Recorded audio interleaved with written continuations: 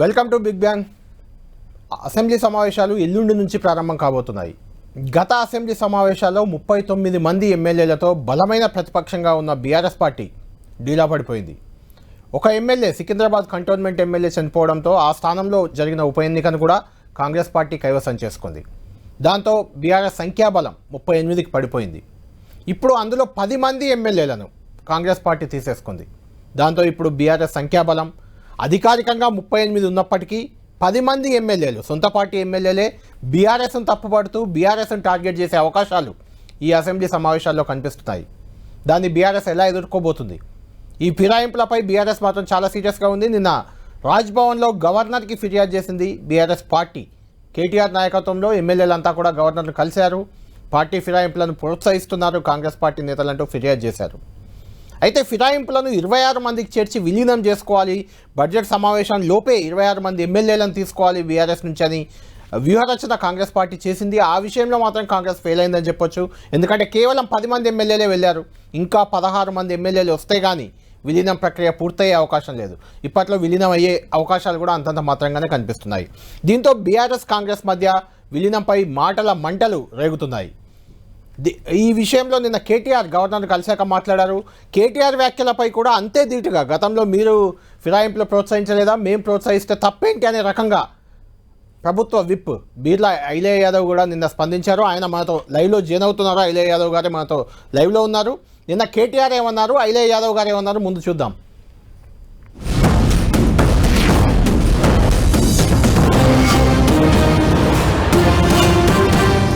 రెండు ముఖ్యమైన అంశాలు గవర్నర్ గారి దృష్టికి తీసుకొచ్చినాం. అందులో మొదటిది, రాష్ట్రంలోని విద్యార్థులకు కాంగ్రెస్ పార్టీ ప్రస్తుత ముఖ్యమంత్రి రేవంత్ రెడ్డి గారు కానీ, రాహుల్ గాంధీ గారు కానీ ఆనాడు ప్రతిపక్షంలో ఉన్నప్పుడు ఏమేం హామీలు ఇచ్చినారు, ఏ రకంగా వాటిని వాళ్ళ తుంగలో దొక్కుతూ అప్రజాస్వామికంగా విద్యార్థుల మీద దాడులు, నిర్బంధాలు, ఒక భయానకమైన వాతావరణం ఆనాడు విద్యార్థుల మీద దాడులో చూసినామో అదే రకమైన వాతావరణం మళ్లీ తిరిగి ఈ రోజు పునరావృతం అవుతుందని చెప్పి గవర్నర్ గారి దృష్టికి తీసుకొని రావడం జరిగింది. ఈ రాష్ట్రంలో జరుగుతున్న రాజ్యాంగ హననం ఏదైతే ఉన్నదో, పార్టీ ఫిరాయింపుల నిరోధక చట్టాన్ని తుంగలో దొక్కుతూ మరి కాంగ్రెస్ పార్టీ ఏ రకంగానైతే ఈ రాష్ట్రంలో ఇప్పటికే 10 మంది బీఆర్ఎస్ ఎమ్మెల్యేలని, 8 మంది బీఆర్ఎస్ ఎమ్మెల్సీలని తన పార్టీలో చేర్చుకున్నదో కూడా గవర్నర్ గారికి సోదాహరణంగా వివరించినాం. మేము ఇప్పటికే న్యాయ పోరాటం చేస్తున్న విషయం కూడా గవర్నర్ గారికి చెప్పాం. స్పీకర్ గారిని కలిసి అభ్యర్థించింది కూడా చెప్పినాం. రాజ్భవన్ పై గవర్నర్ కలవడం నిజంగా కేటీఆర్కి ఏమన్నా గత 10 సంవత్సరాలుగా అధికారం ఉన్నప్పుడు గవర్నర్ వ్యవస్థనే కించపరిచి కనీసం గవర్నర్కు గౌరవ మర్యాద అయినటువంటి కేసీఆర్ పాలనలో మరి కేటీఆర్ అప్పుడు కళ్ళు మూసుకొని చెవులు మూసుకొని కూర్చుండా ఇవాళ ఏ ముఖం పెట్టుకొని సిగ్గు లేకుండా గవర్నర్ తాను పోయి రాజ్యాంగాన్ని పరిరక్షించమని అడుగుట్లో అంతర్యమేముంది? గత 10 సంవత్సరాలుగా కనీసం గవర్నర్కు గౌరవ మర్యాదలు ఇవ్వని మీరు ఏ ఒక్క ఎంపీ కానీ ఏ ఒక్క ఎమ్మెల్యే కానీ కనీసం గౌరవ మర్యాదలు లేవు. ప్రోటోకాల్ల ఇబ్బంది పెట్టినటువంటి మీ ప్రభుత్వం ఇవాళ పార్టీ ఫిరాయింపులు చేస్తామంటున్నారు. మరి గత 10 సంవత్సరాలుగా మీ అయ్యా కేసీఆర్ గెలిచిన ఎమ్మెల్యేలను అదే రాజ్భవన్లో, పక్క పార్టీలో గెలిచిన ఎమ్మెల్యేలను అదే రాజ్భవన్లో తీసుకుపోయి మంత్రులుగా చేసినప్పుడు మరి నీ తెలివి ఎక్కడ పోయింది? రైట్, ఇదే అంశంపై చర్చిద్దాం. ఐలయ్య యాదవ్ గారు స్టూడియోలో అందుబాటులో ఉన్నారు. శ్రీకాంత్ రెడ్డి, కరీంనగర్ డీసీఎంఎస్ చైర్మన్, మనకు లైవ్లో అందుబాటులో ఉన్నారు. ముందు ఐలయ్య యాదవ్ గారు మీరే చెప్పండి. కేటీఆర్ నిన్న గవర్నర్ ఫిర్యాదు చేశారు, ఆ ఎమ్మెల్యేలంతా అంటే ఇక్కడ మీరు విలీనం అయిపోతుంది, వచ్చేస్తారు రేపో మాపో అని చెప్పిన గంగుల కమలాకర్, లేదంటే ఇంకా కొంతమంది ఎమ్మెల్యేలు అక్కడ ఉన్నారు, పక్కనే మల్లారెడ్డి గారు కూడా ఉన్నారు, అక్కడ రాజశేఖర్ రెడ్డి కూడా ఉన్నట్టున్నారు. ఇట్లా అంటే మీరు అనుకున్న టార్గెట్ అయితే రీచ్ కాలేదు, విలీనం చేయలేకపోయారు, దానిపై ఫిర్యాదు చేశారు, దానిపై మీరు ఘాటుగా స్పందించారు, ఆడ బీప్ కూడా వేయాల్సి వచ్చింది. తెలంగాణ ప్రజలు గత 10 సంవత్సరాలుగా గమనిస్తున్నారు కేసీఆర్ పాలన. ఇప్పుడు వచ్చినటువంటి 7 నెలల రేవంత్ రెడ్డి గారి పాలన చేస్తున్నారు. గతంలో పార్టీ ఫిరాయింపులు చేసింది టీఆర్ఎస్ పార్టీ. గతంలో ప్రలోభాలకు గురి చేసి కేసులు పెట్టి లొంగపరుచుకొని తీసుకున్నారు. ఇప్పుడు చేరుతున్నటువంటి ఎమ్మెల్సీలు కానీ ఎమ్మెల్యేలు కానీ ప్రజాపాలన వచ్చి ప్రజాపాలనలో భాగస్వాములు కావాలని చేరుతున్నారు. గతంలో ఉన్నటువంటి గవర్నర్ వ్యవస్థ, ఇప్పుడు ఉన్నటువంటి గవర్నర్ వ్యవస్థ ఒకటే. కేంద్రంలో బీజేపీ ఉంది, గవర్నరు బీజేపీ వాళ్ళు అపాయింట్ చేసిందే. అయినా అప్పుడు మీరు ఒక మహిళా గవర్నర్కు కనీస గౌరవ మర్యాదలు ఇవ్వకపోవడగా ఒక మహిళా గవర్నర్ అని చూడకుండా ఏదైతే పాడి కౌశిక్ రెడ్డి ఉండో ఏ రకంగా మాట్లాడిండో తెలంగాణ సభ్య సమాజం గుర్తు చేసుకోవాలి. అలాంటి వ్యక్తి మళ్ళీ ఇవాళ రాజ్యాంగాన్ని పరిరక్షించమని గవర్నర్ తను అడగడం చాలా విడ్డూరంగా ఉంది. అంటే మీరు చేస్తేనేమో సంసారం, ఇంకోళ్ళు చేస్తేమో దాన్ని ఇంకో తిరిగా మాట్లాడడం, ఇది కరెక్ట్ కాదు. కేటీఆర్ గారు మీ వాళ్ళని కాపాడుకునే క్రమంలో మీరు లొంగపరుచుకుంటారా లేకపోతే బదిలాడుకుంటారా, వాళ్ళ కాళ్ళు పట్టుకుంటారా మీ ఇష్టం. కానీ ఇవాళ మా ప్రజాపాలన చూసి ఇవాళ నేను చూడండి, మన 18 తారీఖు నాడు తెలంగాణ రాష్ట్ర వ్యాప్తంగా ప్రతి రైతు వాళ్ళ ఇంట్లో సంబరాలు పండుగ వాతావరణం చేసుకుంటున్నారు.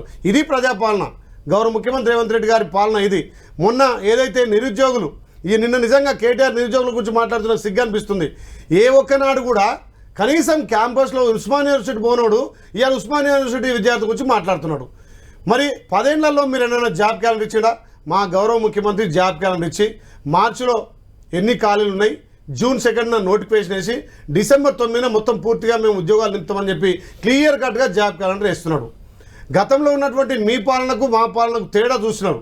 100 రోజుల పాలనకు మా గౌరవ ముఖ్యమంత్రి రెఫరెండం అన్నారు, దానికి ప్రజలు తీర్పిచ్చినారు. మీకు 36% వచ్చిన ఓటు బ్యాంకు ఇవాళ మీకు 14-15% వచ్చిందంటే మిమ్మల్ని తెలంగాణ ప్రజలు మీరు చెప్పినట్టు నిజంగానే ఆ ఎమ్మెల్యేలు రేవంత్ రెడ్డి పాలన చూసో గతంలో మీరు చెప్పినట్లు ప్రభుత్వాన్ని కూల్చేస్తామన్నారు కాబట్టి దాన్ని కాపాడడానికో వచ్చిన వాళ్ళే అయితే మీరు చెప్పారు ఆడ ఈడ శాసన మండలి శాసనసభ విలీనం అయిపోతున్నాయని చెప్పారు. రాలేదే, 10 మందే వచ్చారు, 26 మంది కావాలి మీకు. ఇంకా కూడా అసెంబ్లీ బడ్జెట్ సెషన్ లోపే వస్తారన్నారు. వస్తున్నారు, వాళ్ళు మాతో టచ్లో ఉన్నారు. వాళ్ళు సమయభావం తీసుకొని నిన్న ఎవరైతే కేటీఆర్ తోటి గవర్నర్తో కలిసిరో అందులో 50% రావడానికి సిద్ధంగా ఉన్నారు. మీరు చూడండి, రైట్, గవర్నర్తో కలిసిన వాళ్ళు ఇవాళ అక్కడ ఉన్నారు, రేపు పొద్దున ఎక్కడ ఉన్నారో మీరు ఆలోచన చేయండి. ఇంతకుముందు సబితా ఇంద్రారెడ్డి గారు కూడా మీతో కలిసి ధర్నాలు చేశారు. పార్టీ ఎమ్మెల్యేలను తీసుకుంటున్నారు బీఆర్ఎస్ నేతలను అప్పట్లో, తర్వాత ఆమె వెళ్ళిపోయారు. అదే జరుగుతుందా ఇప్పుడు కూడా? 100% అదే జరుగుతుంది. రైట్, శ్రీకాంత్ గారు విన్నారు కదా ఐలయ్య యాదవ్ గారు చెప్పేది. ఇప్పుడు గవర్నర్ని ఏదైతే ఫిరాయింపుల మీద ఫిర్యాదు చేసేందుకు వెళ్ళారో ఎమ్మెల్యేలు, కేటీఆర్ పక్కన నిలబడి ఉన్నారు ఎమ్మెల్యేలు, అందులో 50% వచ్చేస్తున్నారని ఐలయ్య యాదవ్ గారు క్లియర్గా చెప్తున్నారు. ఏంది, ఎందుకు అంటే నమ్మకం పోయిందా? కేసీఆర్ పై నమ్మకం పోయిందా? పార్టీపై నమ్మకం పోయిందా? లేకుంటే కాంగ్రెస్ పార్టీ బాగా చేస్తుందని నమ్మకం కుదిరిందా? ఎందుకు ఈ ఫిరాయింపులు ఎందుకు జరుగుతున్నాయి, వలసలు ఎందుకు జరుగుతున్నాయి? నమస్కారం అండి. ఇప్పుడు కేసీఆర్ గారి మీద నమ్మకము ప్రజలందరికీ కూడా పూర్తి స్థాయిలో విశ్వాసం ఉన్నది. ఇప్పుడు ఉన్నటువంటి ఎమ్మెల్యేలకు కూడా పూర్తి స్థాయిలో విశ్వాసం ఉన్నది. అయితే కాంగ్రెస్ పార్టీకే నమ్మకం లేదు. ఈ 5 సంవత్సరాలు ఉండమా అన్నటువంటి అపనమ్మకంతో వాళ్ళు ఉన్నారు. ఈ ప్రభుత్వానికి ఏదో జరుగుతుంది, ఖచ్చితంగా కూడా ఏదో ఇబ్బంది పెడతారు అన్నటువంటి అభద్రతా భావంతో వాళ్ళు ఉన్నారండి. ఇప్పుడు ఇక్కడ నడిచేదంతా కూడా మీరు ఒకసారి అబ్జర్వ్ చేయండి. కాంగ్రెస్ పార్టీ మొత్తం ఈ 9 నెలల కాలంలో మేము అబ్జర్వ్ చేసింది అయితే రేవంత్ రెడ్డి గారు తన పదవిని కాపాడుకోవాలి ఒకటి, తర్వాత రేపు కాంగ్రెస్ అధిష్టానం ఏం చెప్తుందో ఏదో అన్న అభద్రతా భావంతో కొంతమంది ఎమ్మెల్యేలు సొంత వర్గం ఉండాలి అన్నటువంటి ఆలోచన కొద్దీ చేసేటువంటి కార్యక్రమాలు. ఇంకోటండి, ప్రజలు మొన్న కాంగ్రెస్ పార్టీని గెలిపించింది ఒకటి, మీరు ఎక్కడన్నా ఇన్ని చర్చలు వస్తాయి, మనకి ఇంతగానం ఇది వస్తుంది. కేసీఆర్ గారు ఏది చెయ్యనందుకు కాదు, అన్ని చేసిర్రు. కేవలం కొన్ని విషయాలలో అంటే ఈ ప్రజాస్వామిక వాదులు నిజంగానే ఈ పార్టీ ఫిరాయింపులు జరుగుతున్నాయి, తర్వాత ఈ రకంగా జరుగుతున్నది పూర్తి అధ్వానమైన పరిస్థితులు. ఏ పార్టీలో గెలిచినోడు ఎక్కడికి పోతాడో తెలుస్తలేదు, అందరూ కూడా అధికార పక్షంలో చేరుతున్నారు అన్నటువంటి ఆలోచన కొద్దీ ఇవాళ టిఆర్ఎస్ గవర్నమెంట్ అనేది పోయింది.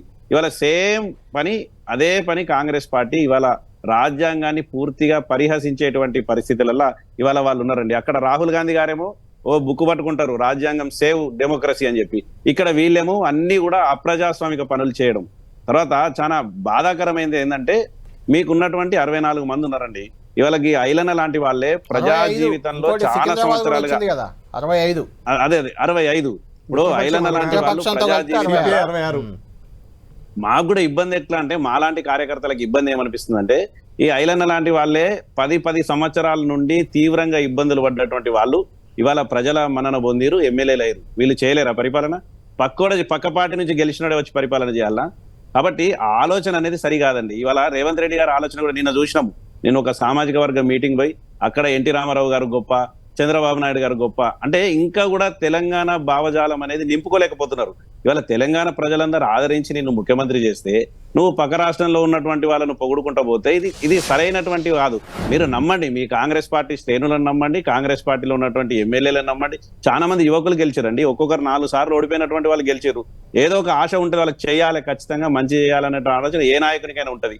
ఈ కేవలము రాజకీయ కోణంతో, అంటే కేసీఆర్ గారి మీద ఉన్నటువంటి వ్యక్తిగత ద్వేషంతో పరిపాలన నడుస్తుంది తప్ప మీకు వేరే ఎక్కడ కూడా పరిపాలన లేదు.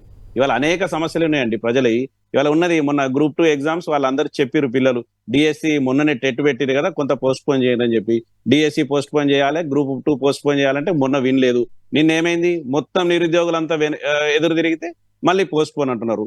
కాబట్టి ప్రజాపాలన కాదండి, ఇది ప్రజా కంటక పాలనగా నడుస్తుంది. ఎంత అన్యాయం అంటే మొన్న రైతు రుణమాఫీ అని చెప్పి సంబరాలు చేశారు. ఏమన్నారు, మొత్తం ₹1,00,000 రుణమాఫీ మొత్తం చేసినామన్నారండి. వీళ్ళు ఇచ్చేయండి 6,000 కోట్ల రూపాయలు చిల్లర, 6,900 కోట్ల రూపాయలు ఇచ్చారు. ఇంకెంత రావాలండి? ఇంకా ₹1,00,000 లోపు రుణం మాఫీ కావాలన్నా ఇంకా 15 లక్షల కోట్లు కావాలి. కాబట్టి నేను అనేదండి, చెప్పండి, మేము అనేది ఏంటంటే వీళ్ళు పరిపాలన అంతా కూడా గాడి తప్పుతున్నది. ఇవాళ ఏమైంది, మొన్న 30,000 ఉద్యోగాలు, గత ప్రభుత్వం ఇచ్చినటువంటి ఉద్యోగాలు కేవలం మీరు ఇచ్చినటువంటి పత్రాలు ఇచ్చారు, మీరు నియామక పత్రాలు, అవి ఎందుకు ఉంటది కదా, టెక్నికల్ ఇష్యూస్ ఉంటాయి కదన్న. ఇప్పుడు ఇచ్చిర్రు, అయినా మేము ఏమంటున్నామండి, టెక్నికల్ ఇష్యూస్ వల్ల శ్రీకాంత్ గారు ఒక నిమిషం, టెక్నికల్ ఇష్యూస్ వల్ల వాళ్ళు ఇవ్వలేకపోయారు, ఓకే ఒప్పుకుందాం. కానీ ఆ పత్రాలు మీద ఇచ్చి ఆ 30,000 కూడా 2,30,000 ఇవి కూడా అంటే కరెక్ట్ కాదు కదా. అంటే ఇప్పుడు జాబ్ క్యాలెండర్ లో ఫస్ట్ నోటిఫికేషన్ ఇవ్వాలి, తర్వాత పరీక్షలు పెట్టాలి, కొన్నిట్లో ఇంటర్వ్యూలు కూడా పెట్టాలి. అవన్నీ ఎవరు చేస్తే వాళ్ళు ఇచ్చినట్టు ఉద్యోగాలు. 5,085 డిఎస్సి పోస్టులు వేసి వాళ్ళు పెండింగ్ పెడితే 5,000కి ఇంకో 6,000 కలిపి మెగా డిఎస్సి వేస్తున్నాం. ఇవాళ 25,000తో అన్నారు మీరు, మెగా డిఎస్సి 25,000. మొదటి దశలో 11,000 ఇచ్చిన మాటను అంటే యాదవ్ గారు మీరు కొన్ని చేసుకుంటూ వస్తున్నారు, ప్రభుత్వం అన్నాక ఎవరైనా చేసుకుంటూ రావాలి.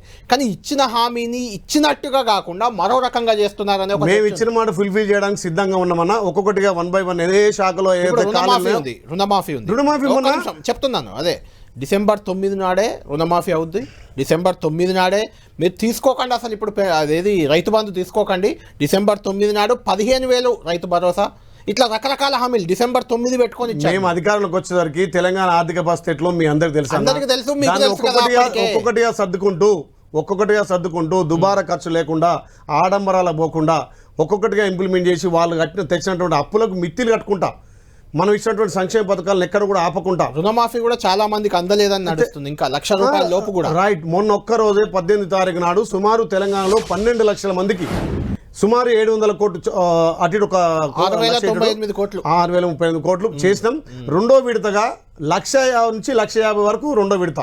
ఆగస్టు 15 లక్ష రుణమాఫీ చాలా మందికి రాలేదు. టెక్నికల్ ప్రాబ్లం ఏదైనా వాళ్ళ ఆధార్ కార్డు ఇష్యూ కావచ్చు, వాళ్ళ బ్యాంక్ అకౌంట్ కావచ్చు, దానికి ప్రతి బ్యాంక్ లో 100% ₹1,00,000 అందరికి అవుతుంది. ఆధార్ కార్డు అదే రేషన్ కార్డు ప్రామాణికం కాదు, మా గౌరవ ముఖ్యమంత్రి చెప్పిండు. మేము ఇప్పుడు ఒకటే చెప్తున్నాం, ఎవరికైనా టెక్నికల్ ఇష్యూ ఉంటే ఏదైనా అకౌంట్ కానీ లేకపోతే ఆధార్ కార్డు లింక్ కానీ ఉంటే మీరు అక్కడ ఉన్నటువంటి బ్యాంక్ నోడల్ అధికారి ఉంటాడు, వాళ్ళతో మీరు నివృత్తి చేసుకోవచ్చు. ఖచ్చితంగా 1,00,000 వరకు మాఫీ అవుతుంది. ఇప్పుడు ఇంకొక పాయింట్ ఏంటంటే, మిమ్మల్ని మీ ప్రభుత్వాన్ని కూల్చేస్తారని భయం వల్ల శ్రీకాంత్ గారు చెప్పింది అదే, అంటే మీ పార్టీలోనే కొంతమంది ఏమన్నా ఫిరాయిస్తారనే భయం, అనుమానం, దీంతో వాళ్ళని తీసుకుంటున్నారని బీఆర్ఎస్ నేతలు అంతా చెప్తున్నారు. శ్రీకాంత్ గారు కూడా అన్నారు. ఒకటి. రెండోది, నిజంగా మీ ప్రభుత్వం ఇచ్చిన హామీలన్నీ అమలు చేస్తూ ప్రజాపాలన అందిస్తూ ఉంటే మీ ప్రభుత్వాన్ని కూల్చేస్తే, ఒకవేళ బీఆర్ఎస్ బీజేపీ ఒక్కటే కూల్చేస్తే ప్రజలే ఉన్నారు కదండి మీ వెనుక, వీళ్ళెందుకు ఎమ్మెల్యేలు ఎందుకు మీకు? ప్రజలే మాకు అధికారం ఇచ్చింది ఈ ప్రజాస్వామ్యంలో. అదే అంటున్నా. ఇప్పుడు మీకు గుర్తుండే ఉంటుంది ఐలే గారు, ఎన్టీఆర్ని ఇలానే గతంలో కూల్చేశారు. ఏమైంది అప్పుడు? ఒక నెలలో మళ్ళీ అప్పుడు కూల్చింది కాంగ్రెస్, ఆఫ్ కోర్స్ అది వేరు, ఆ చర్చ వేరు. అంటే నేను అనేది ఏంటంటే, ప్రజాపాలన ఇచ్చే ప్రజానాయకుడికి ప్రజల మద్దతు ఉంటుంది. ఇప్పుడు అధికారంలోకి వచ్చిన 9 రోజులకే మీ ప్రభుత్వాన్ని కూల్చేస్తాం, మీ ప్రభుత్వాన్ని కూల్చేస్తామంటే అక్కడ ఉన్నటువంటి టీఆర్ఎస్ ఎమ్మెల్యే అరే 10 ఏళ్ళు ఎలా కూల్స్తారు వాళ్ళు? ఎలా కూలుస్తారు? మీ ఎమ్మెల్యేలు కొంతమంది అటు పోతేనే కూలుస్తారు. పోరు కాదు, చిచ్చు పెట్టడం కోసం. ఇప్పుడు కూల్చడం చిచ్చు సాధ్యమే పెట్టడం అంటే కేసీఆర్ కదా వెన్నెతో పెట్టిన వ్యక్తి కదా, ఒక్కొక్క ఎమ్మెల్యే 100 కోట్లు పెట్టి భయం ఉంది మీకు? మాకేం భయం లేదు. ప్రజలు క్లియర్ మెజార్టీ ఇచ్చారు మాకు. 64 సీట్లు మాకు ఇచ్చారు. మా మిత్రపక్షం సిపిఐకి సీట్ వచ్చింది. 65 సీట్లతో మేము ప్రజాపాలన చేస్తున్నాం. చేసే క్రమంలో కనీసం మాకు వెసులుబాటు లేకుండా మీ ప్రభుత్వం కూలుతుంది, మీ ప్రభుత్వం కూల్చేస్తామంటే అందులో ఉన్నటువంటి బీఆర్ఎస్ ఎమ్మెల్యేలే అరే కేసీఆర్ 10 ఏళ్ల పాలనలో తెలంగాణ ప్రజలు మనం విశ్వసించలేదు, మేము ఈ ప్రజాపాలనలో భాగస్వామ్యం కావాలని వాళ్ళు ఇక్కడ వస్తున్నారు తప్ప మేము వాళ్ళకి ఏదో పార్టీ ఫిరాయింపులు కానీ వాళ్ళకి భయభ్రాంతులు కానీ లేకపోతే కేసులు పెట్టి ఎక్కడ కూడా ఒక ఎమ్మెల్యేని తీసుకోలే. వాళ్ళు స్వచ్ఛందంగా అంతేందుకు మన పోచారం శ్రీనివాస్ రెడ్డి చెప్పిండు, అరే రైతులకు పెద్దపీట వేస్తారు కాబట్టి నేను ఒక రైతు బాంధవుడుగా రైతుల అభ్యర్థి కోసం నేను పోతున్నాను శ్రీనివాస్ రెడ్డి చెప్పిండు కదా. పోచారం శ్రీనివాస్ రెడ్డిదే ఒక నెల ముందు కేసీఆర్ ను మించిన నాయకుడు రాష్ట్రంలో దేశంలోనే లేడు. అసలు ఇలాంటి నాయకుని కింద పనిచేయడం నా అదృష్టం అని కావాలంటే మీకు వినిపిస్తాను. అది కూడా అంటే నాయకులు పార్టీ మారినప్పుడు ఫిరాయించినప్పుడు మాట మార్చడం.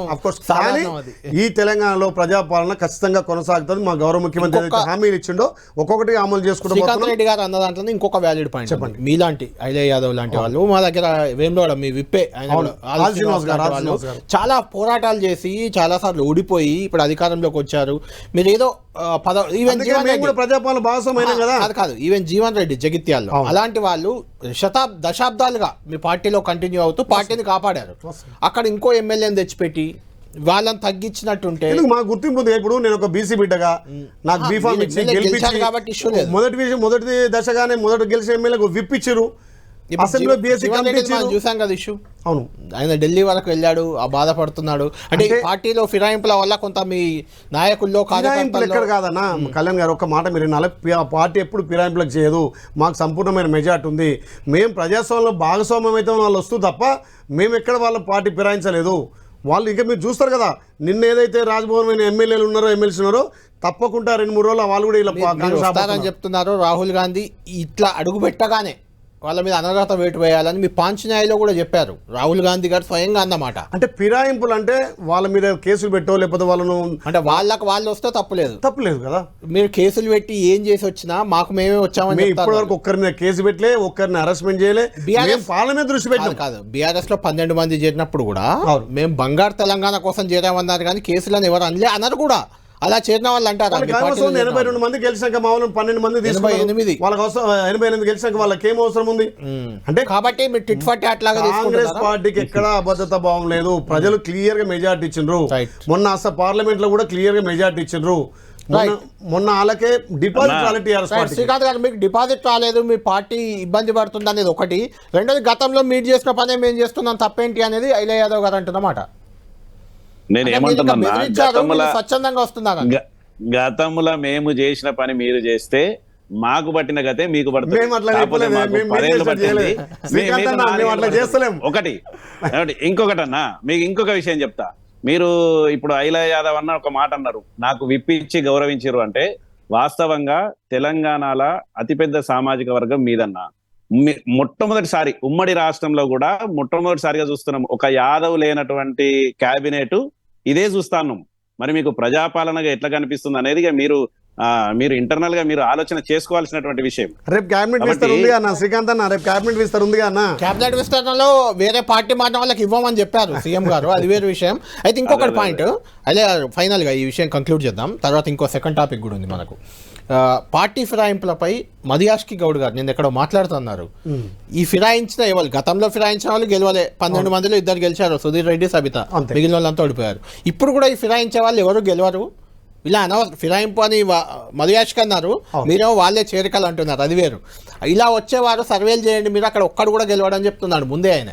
అంటే ప్రజలకు అందుబాటులో ఉన్న ప్రతి ఒక్క ఎమ్మెల్యే గెలుస్తాడు. ప్రభుత్వం ఏదైతే సంక్షేమ పథకాలను తెస్తుందో వాటి ప్రజలకు లోతుగా తీసుకువెళ్ళి ప్రజల సమస్య మీద దృష్టి పెట్టి ఆ కాన్స్టిట్యూన్సీ సంబంధించినటువంటి సమస్యలు ఎప్పుడప్పుడు ప్రభుత్వం దృష్టి తీసుకొచ్చి అది చేస్తే ఖచ్చితంగా ప్రతి ఎమ్మెల్యే గెలుస్తాడు. ప్రసాద్ కుమార్ గారు స్పీకర్, ఆయన చేతిలోనే ఇప్పుడు నిర్ణయం ఉంది. సుప్రీంకోర్టు కూడా వెళ్ళారు బీఆర్ఎస్ వాళ్ళు. ఆయన కూడా అన్నారు ఈ ఫిరాయింపులు వ్యక్తిగతంగా కరెక్ట్ కాదు అని చెప్తున్నాను అన్నారు. అంటే పార్టీ ఫిరాయింపులు అనేది ఒక ఎత్తు, ఇవాళ వస్తున్నటువంటి ఎమ్మెల్యే ఒక ఎత్తు. ఎందుకంటే వాళ్ళు అక్కడ పరిపాలన 10 ఏళ్ళు ఏదైనా రాజ్యాంగబద్ధంగా అది ఫిరాయింపే. అది రాజ్యాంగ పరంగా చూసుకున్నప్పుడు మీ ఈక్వేషన్ లో ప్రజాపాలనకు వస్తున్నారు, కేసీఆర్ ఈక్వేషన్ లో బంగారు తెలంగాణ కోసం వచ్చారు. కానీ బంగారు తెలంగాణ కదా ఇప్పుడు మేము గెలిచిన 7 నెలలనే ఇప్పుడు అన్న శ్రీకాంత్ అన్నట్టు ఇప్పుడు జాబ్ క్యాలెండర్ పెట్టినాం. 30,000 జాబులు నింపినాం, రుణమాఫీ చేస్తున్నాం, మహిళలకు ఉచిత ఆర్టీసీ ఇచ్చినాం, 200 యూనిట్లు ఇస్తున్నాం, 500 గ్యాస్ ఇస్తున్నాం. ఈ ఫస్ట్ వరకు అన్నా రేషన్ కార్డులు, పెన్షన్లు ప్రతి నియోజకవర్గానికి 3,500 ఇంద్రమిన్లు ఇస్తున్నామన్నా. ఇది ప్రజాపాలన. ఇది గౌరవ ముఖ్యమంత్రి గారు ఏదైతే ఎలక్షన్ల ముందు తల్లి సోనియా అభయాస్తం ఇచ్చిందో 6 గ్యారెంటీలు ఒక్కొక్కటిగా ఇంప్లిమెంట్ చేసుకోబోతున్నామన్నా. రైట్, ఇంకొక టాపిక్ వెళ్దాం. సరే, ఫిరాయింపులు ఇదంతా ఖచ్చితంగా ఇంకా కొద్ది రోజులు కూడా జరుగుతూ ఉంటుంది, ఎందుకంటే మీ టార్గెట్ 26 ఎమ్మెల్యేలు కాబట్టి అప్పటి వరకు ఇది నడుస్తూనే ఉంటుంది. ఇంకొక మేజర్ ఇష్యూ తెలంగాణలో ఏదైతే గత ప్రభుత్వం గొప్పగా చెప్పుకుందో కాళేశ్వరం అనేది మా ఘనత, కాళేశ్వరం వల్లే ఉత్తర తెలంగాణ మొత్తం పచ్చబడింది అని ప్రధానంగా చెప్పుకుంటూ వచ్చింది. దాన్నే మీరు తప్పుపడుతున్నారు. కాళేశ్వరం అనేది మొత్తం వ్యర్థ ప్రాజెక్టు, దానివల్ల ఉపయోగం లేదు అది ఇదని మీరు అంటున్నారు. నిన్న ఉత్తమ్ కుమార్ గారు నీటిపారుదల శాఖ మంత్రి కూడా దాన్ని తప్పుపట్టారు. కేటీఆర్ కౌంటర్గా ట్వీట్ చేశారు, కాళేశ్వరం చాలా నిండుకుండలా బాగుంది, నీళ్ళు ఎక్కడి మేము పెట్టిన మా కట్టడం వల్ల వచ్చినాయని ఆయన ట్వీట్ చేశారు. ఆయన ఏమన్నారు ఒకసారి చూద్దాం. గత ప్రభుత్వంలో చాలా అట్టహాసంగా, ఆర్భటంగా, చాలా పెద్ద పెద్ద మాటలతో, ప్రచారంతో కాళేశ్వరం ప్రాజెక్టు నిర్మాణం చేయడం జరిగింది.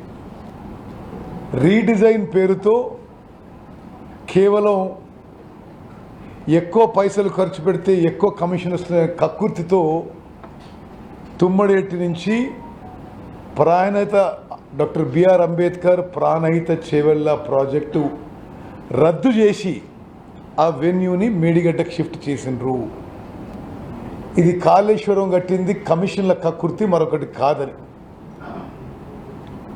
అయితే కట్టిన కాళేశ్వరం ప్రాజెక్టు ఇప్పటి వరకు సుమారు 1,00,000 కోట్ల మరి అమూల్యమైన ప్రజాధనం ఎక్స్పెండిచర్ చేయడం జరిగింది.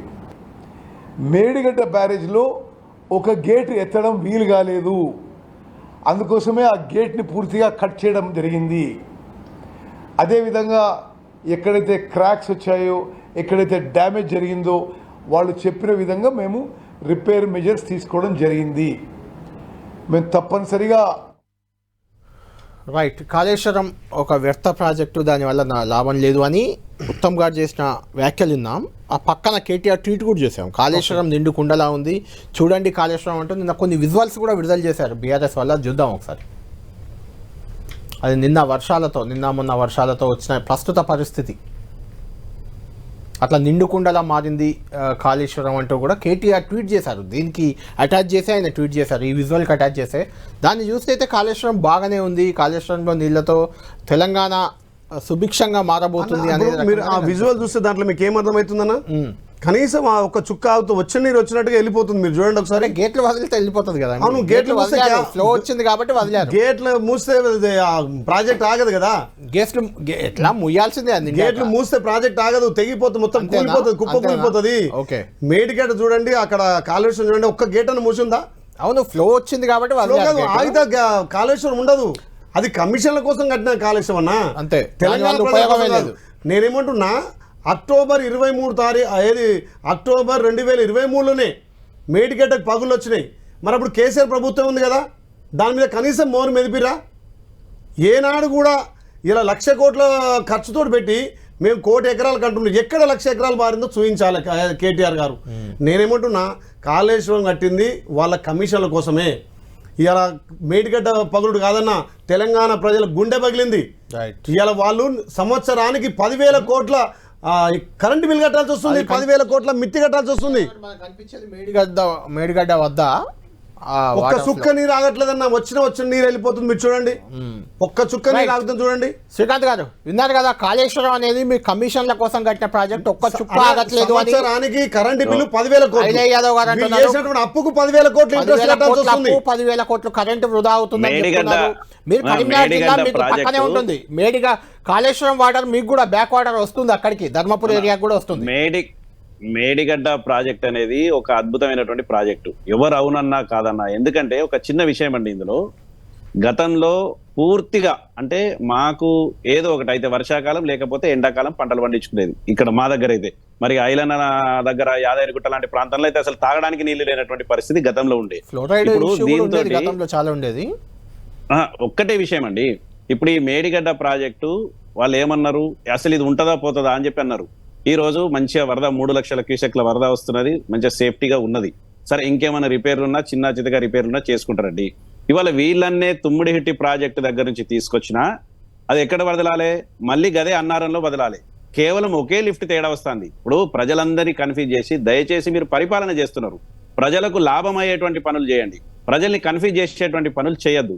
మీరు చెప్పేటువంటి ఇప్పుడు తుమ్మిడిహట్టు అయినా మళ్ళీ తీసుకొచ్చి గదే అన్నారంలో వేయాలి, అన్నారం నుంచి సుందీలకు రావాలి, సుందీల నుంచి మళ్ళీ ఎక్కడ కట్టాలనేది ఇష్యూ కాదు. కట్టడంలో నాణ్యత లేదు, కట్టడంలో బాగాలేదు, ఇష్టం ఉందా లేదా, కమిషన్ల కోసమే కాళేశ్వరం కాదా, మేడిగడ్డ మేడి పండు లెక్క ఉందా లేదా, సంవత్సరానికి 10,000 కోట్లు కరెంట్ బిల్లు వృధా అవుతుందా లేదా, మీరు చేసినటువంటి లక్షల కోట్లకు 10,000 కోట్లు ఏది ఇంట్రెస్ట్ కడుతున్నామా లేదా, మీరు చెప్పండి కదా ఒకటి.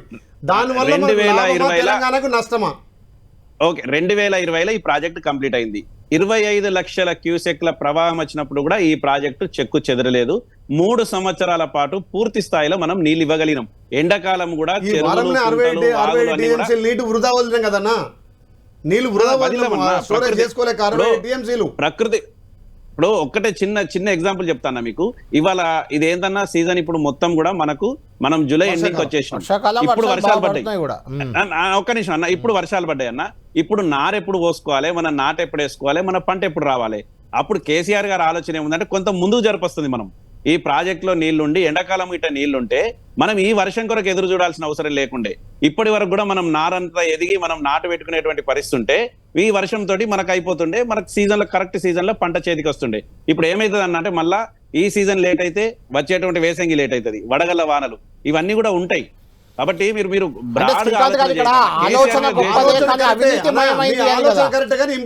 అవినీతిమయమైంది. 25 లక్షల క్యూసెక్ల వరద ఎప్పుడు వచ్చిందో అప్పుడే కూలిపోతుండే, అప్పుడే పోతుండే. ఎట్లా ఆగిందంటారు?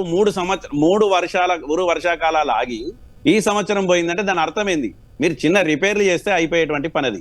కాబట్టి మీరు గొప్పగా ఆలోచన చేయండి. ఇప్పుడు నాగార్జున సాగర్ చూడు, ఇలా శ్రీశైలం చూడు, జూరాల చూడు, నిట్టంపేట చూడు, డిండి చూడు, ఎన్ని సంవత్సరాల కింద కట్టినా మేము రిపేర్ రాలే. మీరు కట్టినటువంటి 2000 చిల్లర సంవత్సరంలో కట్టినటువంటి ప్రాజెక్టులు ఇవాళ రిపేర్కి వచ్చే మీరు రిపేర్ అంటున్నారన్నా. కనీసం ఆ ప్రాజెక్టులు ఉన్నాయి, ఈ ప్రాజెక్టులు ఉన్నాయి. ఏ ప్రాజెక్ట్ అయినా కానీ అన్న, ఏ ప్రాజెక్ట్ అయినా రిపేర్ లేని ప్రాజెక్ట్ లేదన్నా. మీరు అన్న నాగార్జున సాగర్ అయినా శ్రీశైలం అయినా ఖచ్చితంగా 2 సంవత్సరాలకో 3 సంవత్సరాలకో సరి చేసుకుంటారన్న. చాలా టెక్నాలజీ పెరిగింది, ఏది వృధా పోదన్నా.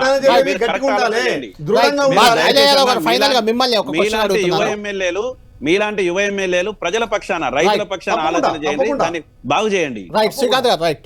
ఫైనల్ క్వశ్చన్ అంటే కాళేశ్వరంపై, మేడిగడ్డపై ప్రధానంగా మీపై ఉన్న విమర్శ అది కేసీఆర్ కట్టాడు, బీఆర్ఎస్ గొప్పగా చెప్పుకుంది కాబట్టి అది ఒక ఫెయిల్యూర్ ప్రాజెక్టు, అది పనికిరాని ప్రాజెక్టు, అది కేసీఆర్ మీద బురద జల్లడానికి, గత ప్రభుత్వం దెబ్బతీయడానికి మీరు కాళేశ్వరంను డ్యామేజ్ చేస్తూ కాళేశ్వరంని కూల్చే ప్రయత్నం కూడా చేస్తున్నారనే విమర్శలు మీ మీద ఉన్నాయి. లేదన్నా, ప్రజలకు నీరు అందియాలి, సాగునీరు ఎక్కువ చేయాలనే ఉద్దేశంతో గతంలో నాగర్ సాగర్ కానీ కొన్నటువంటి మిగతా శ్రీశైలం కానీ జూరాలు కానీ కట్టినటువంటి కాంగ్రెస్ పార్టీ. ప్రాజెక్టులకు ఎక్కువ ప్రాధాన్యత ఇచ్చింది కాంగ్రెస్ పార్టీ. వీళ్ళు కమిషన్ల కోసం కట్టి తప్ప తెలంగాణ ప్రజల కోసం కాదు. నేనేమంటున్నా, ఇలా తెలంగాణ ప్రజలు గమనిస్తున్నారు, ఏదైతే వరదలు వస్తున్నాయో ఆ వరదలను నిలుపుకోలేని స్థితిలో ఇవాళ ప్రాజెక్ట్ ఉంది. అదే కాదు, నేను అనేది ఏంటంటే ఇప్పుడు మనిషికే తీసుకుందాము, ఒక షుగర్ లాంటి ఒక రోగం వచ్చినప్పుడు ఒక మందో గోళీ వేసుకుంటే అది పోయి అన్ని అవయవాలు సక్రమంగా పనిచేస్తాయి, అది కంట్రోల్లో ఉంటుంది. మీరు ఆ మందు గోళీ వేయకుంటే షుగర్ పేషెంట్కి ఏమవుతాడు? అన్ని అవయవాల మీద ఇంపాక్ట్ పడి కుప్పకూలిపోతాడు. ఇప్పుడు కాళేశ్వరం మీరు అలాగే చేస్తున్నారు, రిపేర్ చేయకుండా కావాలని పెడుతున్నారని వాళ్ళ ఆరోపణ. రిపేర్ చేస్తున్నాం ఆల్రెడీ. ఏదైతే వాళ్ళు డ్యామ్ కట్టారో వాళ్ళతోటే రిపేర్ చేస్తాను. నిన్న గౌరవ మంత్రి గారు ఎక్కడ ఢిల్లీలో చెప్పిండు, ఎవరైతే దానికి బాధ్యత వహించారో వాళ్ళతోటే ఖర్చు పెట్టిస్తాం, మళ్ళీ తెలంగాణ రూపాయి కూడా వృధా చేయం, అప్పుడు ఉన్నటువంటి కాంట్రాక్టులతోటే రిపేర్ చేస్తామని చెప్పారు. కానీ లోపభూయిష్టంగా చేసారు వీళ్ళు. నిజంగా కేసీఆర్ ఉద్దేశం మంచిదే కావచ్చు, తెలంగాణలో 1 కోటి ఎకరాలు నీరు అందించాలని లక్ష్యం ఉండొచ్చు, కానీ ఇంప్లిమెంటేషన్లో ఫెయిల్ అయ్యిండు. దానివల్లనే తెలంగాణ ధర్మంతా ఇలా వృధా అయిపోయింది. దానివల్ల ఇలా తెలంగాణ మొత్తం అప్పుల పాలు కావాల్సి వచ్చింది. తెలంగాణలో కేసీఆర్ కుటుంబానికి నిజంగా బీఆర్ఎస్ పార్టీకే 700 కోట్లు లాభం చేసింది కాళేశ్వరం మేడిగడ్డ ప్రాజెక్టు. మీరు చూడండి. రైట్. మొత్తానికి తెలంగాణలో 2 అంశాలు ఇప్పటికి కూడా తీవ్ర దుమారం రేపుతున్నాయి. అసెంబ్లీలో కూడా ఇదే అంశంపై ఎల్లుండి నుంచి జరిగే అసెంబ్లీ సమావేశాలు ఎన్ని రోజులు జరుపుతారో ఇంకా క్లారిటీ రాలేదు. బడ్జెట్ సెషన్ కాబట్టి కొంత ఎక్కువ రోజులే ఉండే అవకాశం ఉంది. ఇందులో ఫిరాయింపులు, అటు కాళేశ్వరం ఇష్యూ కూడా కంటిన్యూ అయ్యే అవకాశమే మనకు కనిపిస్తుంది. ఇది బిగ్ బ్యాంగ్ డిబేట్.